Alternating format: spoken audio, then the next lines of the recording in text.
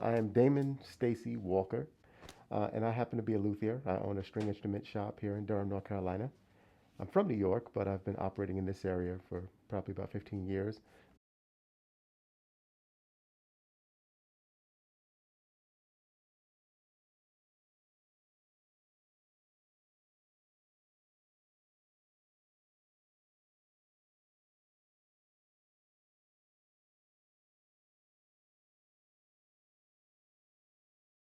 I restore and rent and sell basically anything with strings on it, but bass is my specialty.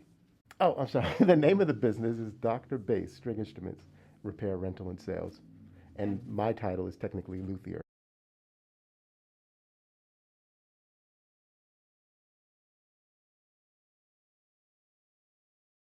So there are several types of glues all involved with these instruments. Basically, the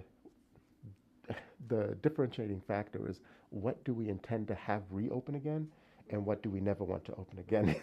So things like the very front of it and the fingerboard.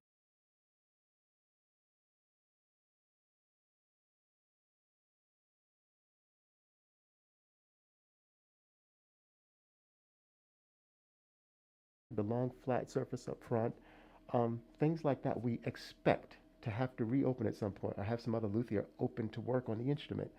For that reason, we use hide glue, which you can control the strength of. It's just made from animals, unfortunately. The poor guys.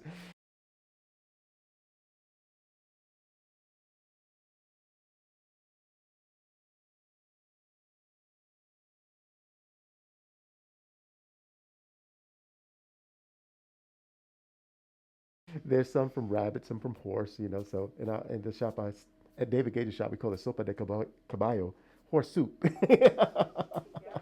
And I love the smell of it, really. I never tasted it.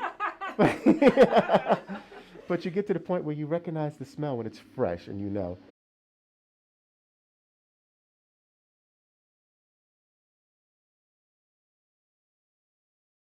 I learned a couple things from David, including that, recognizing right away with the smell of things and also the sounds of things when they're right. Like he'll yell at me from the room next door if I didn't take the time to sharpen my blade properly in a plane. He had this rusky voice, Damon, sharpen that plane. And I'm like, God dang it, I was trying to get away with it because I wanted to hurry up and get through the repair and stuff. But now I got to take a couple of hours to stop and take it apart, sharpen it, put it back together. And it's got this very identifiable sound when you're planing something with a good sharp plane and then you like put soap or something, ivory at the bottom of the box that the plane goes in. And it's like a psst, psst kind of a sound. It's just. Anyway, I was talking about glue. So hide glue, which is the lightest, you can control it down to just a really light kind of contact. It's what it takes to open it back up is heat and water. So all it takes is your instrument to be in a room that's a little too warm and things start popping back open.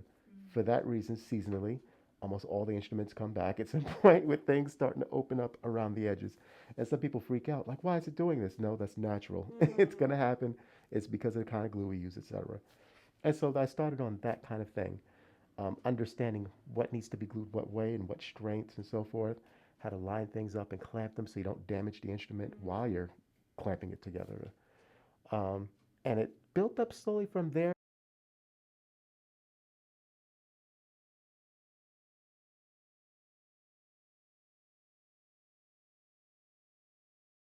to some of the serious joints, like the neck joint there. The neck of the bass, the fingerboard is on it, kind of sticking past where that sets into the body. Where this all sets into the body, this is a mortise. It's just a kind of a square space that the neck slides into. So you're gluing against the bottom surface and the side surfaces.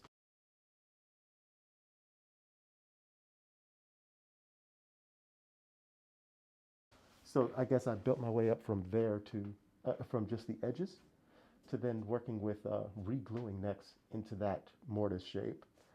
And I think from there he started trusting me with fittings, like carving the bridge, carving the nut where the strings go over into the top of the bass. These, they look simple. Everybody thinks, oh, you just buy a bridge and it has the feet shaped like, the right arch that you just set it down in the belly. That's not true. All of these, um, no one bridge can stand on another bass. You'll see it sticking up in places. You'll see little gaps and things. They're all custom fit to the belly of that specific instrument. And it's not just that simple because you can end up with the feet fit perfectly, but the bridge leaning back or leaning forward or leaning left or leaning right. So it's like landing a plane as you're carving because you're trying to come down evenly, but make adjust for the right tilt. And sometimes you want to tilt on purpose. Like if I have a neck that was put in a mortise with a slight angle, sometimes this mortise shape is slightly like this, you know. Or sometimes the mortise is fine, but the fingerboard was put on just such an angle. It's a lot more work to take that apart and correct it than it is to just make your bridge compensate for that. That is making one leg slightly shorter so that the bridge leans to where the fingerboard is. So it's things like that that I went to next after gluing. And the worst shops, oh God, it drives me nuts. They put sandpaper on the belly. They rub the bridge back and forth to sand the bridge down to that shape. And you can always tell that because it's not a fine, tight connection. There's always going to be just the slightest bevel. And you're basically taking, when you're doing it that way, you can't help but get at least an inch and a half or more of basically averaging the shape from here to here instead of getting specifically this place. Now you'll notice on some of the older instruments, like I've worked on an old Freshener, old Hawks, things like that. These are really famous makers, and we're talking basses of turn of the century and older. They'll have little pits and things, like just in that area, nowhere else. And your bridge foot needs to fit into that whole thing, ideally. You don't want anything obstructing the full transmission of vibration from here down into the body. So with that, you've got to use something more precise than just rubbing back and forth over sandpaper. What I do, what I've learned, is to first start this with a knife. And I should tell you this first, actually. I score this with a pencil. I hold it at just such an angle and go across the blank foot, which is always like this fat when you first start. I should say it's about an inch, maybe more thick. It's in the end, it's going to be millimeters thick down here by the feet. But I start with that and I score around it with a pencil to generally get the shape. From there is where I start carving each with a knife, the one that I made at my third apprenticeship. It was made for that purpose, until I get it to generally look like it's fitting everywhere. And it's at that point that I switch to glass. Now, I learned this from David Gage, and every other luthier I spoke to about, they're like, what? So it's apparently really unique to his shop. And it's an undying resource. We go to any frame shop, and they've got just a supply of broken frame glass. And they're like, oh, please take this off our hands. So basically, there's a method to there's like a scorer that you can cut glass with, a glass cutter. You score just like maybe 5 millimeters of the end of it. And if you break away at an angle, like at the edge of a desk, it'll end up breaking with a roundish shape. And that becomes your scraper. And that too can be super sharp and smooth. It's got a specific sound, like and you'll see little layers coming off. And then if you use it too long, it'll start sounding like, and you'll see more crumbs. And that's when it's time to break another piece. And so that's what I use for the last stages.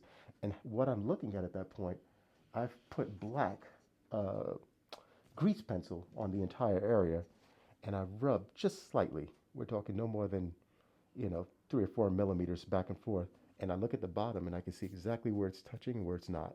I'll end up with instruments on my bench from just some student you never heard of, or with a really bad or cheap instrument and stuff. And my feeling is everybody deserves the same thing, but also that every instrument can sound and feel great if you put the right things into it.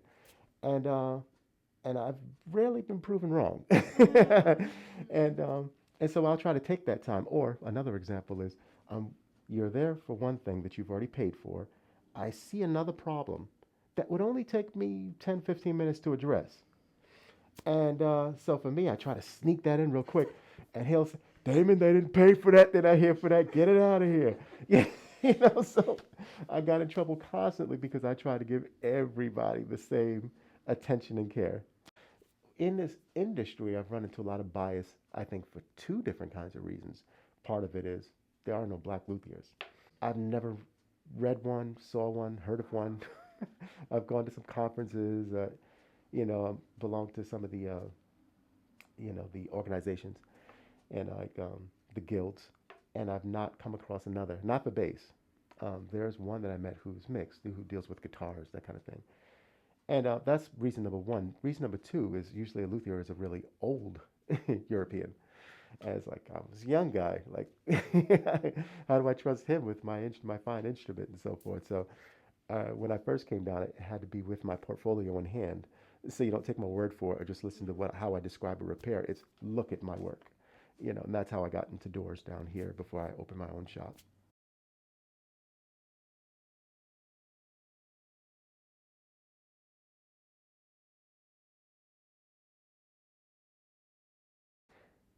It's tough. There's some of that is like a point of pride that I was able to do that and make a space for myself and to succeed enough in that I can do it alone and not hold another job. Because that's what I did for the first few years. I held at times two jobs and was doing lutherie. Um, so part of that I feel proud about, but there's a bigger part that's like despairing that I can't, that there's no one then to mentor me. It's like almost like music. You can be a student of music for life. There's not going to be a point where you know everything about music and technique. If you think you do, you've made a mistake. You're going to limit yourself, and you're not that good. Right? You're lying to yourself for sure. And so even at my level, there are things that I was never trained on. Some of those I tackled on my own and just went at it intuitively and found a way. And along that way, created some new processes that I was never taught. Um, like I have a way to, well, I won't get into that right now. But then there are other things that would be great to have someone, others like me, or not even those like me, but those outside of me who would be willing to have that kind of relationship with me. In my case, they're all competitors. So everybody keeps everything close to the vest, and I have to just do what I can alone. When you open an instrument, what kind of signs can you read from the people who repaired it before you? Huh? Well, that's interesting. It varies. There are a couple of things that I look for. One of them is this lazy thing where a luthier will glue some edges together or glue a patch inside, and you'll see like patterns of like either the brush or sponge that they use, or sometimes droplets of the glue. All it takes is a few seconds after you finish clamping something up to go back in if it's closed, presumably. I have like on a metal, flexible metal rod, a sponge, and I go in and I wipe all those places before it dries. That's all it takes. And so I hate opening them up and seeing all of this glue evidence all over everything. In some cases, glue all over the label inside the instrument. That to me is just so unprofessional. I've also seen the weirdest things. Going to open an instrument and finding nails. You're not supposed to nail any part of an acoustic instrument together. I've seen like at the corner blocks and at the top blocks, they're putting nails. I've seen at least two finished screws Wow. used. Also, this, oh God, sometimes you'll have a split here. This is a famous point, to split in the neck, just where the neck meets the body. Um, this is just right. If you happen to drop it or hit something, this is the area of most tension. This is where it's going to break. And I've seen so many places where they screw straight through your fingerboard and either with a screw or with a wooden dowel, put something through all of this. And then that wood that's left up here, one, it doesn't look professional by any stretch. But two, it changes. This is ebony going this direction, and you now put maple or spruce going that direction. It's end grain, and at some point, just with time and sweat, whatever, it swells out, and so now it's uneven. You might have buzzing in this area if you play any notes before it. What you're supposed to do is take the time, and sometimes difficulty, of taking the fingerboard off, putting that work straight into the neck itself, then putting the fingerboard back over top. So there's now no evidence of what's below. I've seen the opposite of people going through the back, and then you see this big hole back here. Oh my God. So those are some of the things that I've run into on the inside from previous luthiers. I just generally know that if I feel good, I don't have to worry about some of the technical parts of did I adhere exactly to the thickness right here or this. I know just by the way I feel and the way the work feels under my hand that it's just going to sound great when it's back together again. And I've never been proven wrong.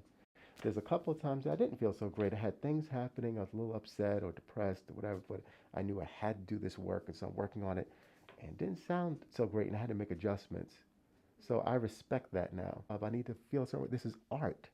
At the same time, it's these other things. I guess my philosophy that all instruments deserve a chance and all can feel and sound great. And I'm remembering that at that first apprenticeship, we gotten to the point where I was doing some of my setup stuff on some of the older instruments, there's cheaper instruments, and some of those that were just in the ceiling downstairs in the basement of that shop. He multiple floors, and I needed stuff to work on. He's like, "Oh, why don't you pull one of those from down there in the rafters and see what you could do?" And I started making them sound better than the new instruments. So all his prices went up. Those were good examples of what's possible with the old beaters. I'd love to get a little audio of you, like, Ooh, yeah. like, I don't Playing? know, maybe showing us, like, how you, like, almost do diagnostics with the sound.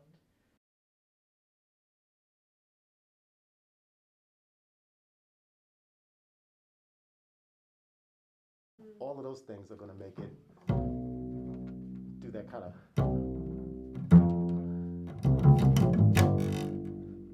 I guess these strings are a little bit old too.